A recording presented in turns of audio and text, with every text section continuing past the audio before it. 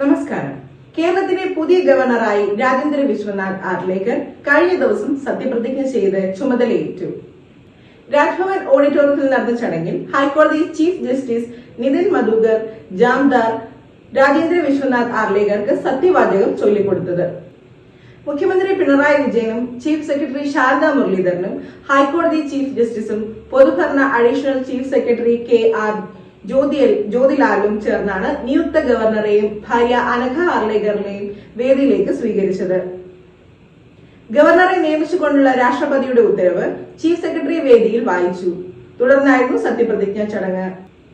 Bengal governor doctor CV Anand Bose, നിയമസഭാ speaker AN Shamseer, മന്ത്രിമാരായ Roshy Augustine, K Krishnankutty, Kadannappally Ramachandran, V Sivankutty, GR Anil, P Rajeev, Muhammad Riyas, KN Balagopal, MPമാരായ Shashi Tharoor, AA Rahim, MLAമാരായ കടകംപള്ളി സുരേന്ദ്രൻ, VK പ്രശാന്ത്, മുൻ കേന്ദ്രമന്ത്രി V മുരളീധരൻ, രാഷ്ട്രീയ സാംസ്കാരിക സാമൂഹ്യ രംഗത്തെ പ്രമുഖർ എന്നിവർ ചടങ്ങിൽ പങ്കെടുത്തു. ബീഹാർ ഗവർണറായിരിക്കെയാണ് വിശ്വനാഥ് ആർലേക്കറെ കേരള ഗവർണറായി നിയമിച്ചത്. പകരം കേരള ഗവർണർ ആരിഫ് മുഹമ്മദ് ഖാനെ ബീഹാറിലേക്കും മാറ്റി. ഗോവ സ്വദേശിയായ രാജേന്ദ്ര വിശ്വനാഥ് ആർലേക്കർ കുട്ടിക്കാലം മുതൽ തന്നെ RSS പ്രവർത്തകനായ വ്യക്തിയാണ്.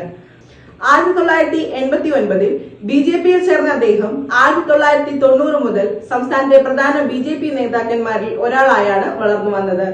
2015 വനം പരിസ്ഥിതി മന്ത്രിയായി ചുമതലയേറ്റ അദ്ദേഹം ഗോവ നിയമസഭ ഇന്ത്യയിലെ ആദ്യ പേപ്പർ രഹിത നിയമസഭയാക്കി മാറ്റുന്നതിൽ മുഖ്യ പങ്കുവഹിച്ച ഭരണാധികാരി കൂടിയാണ്.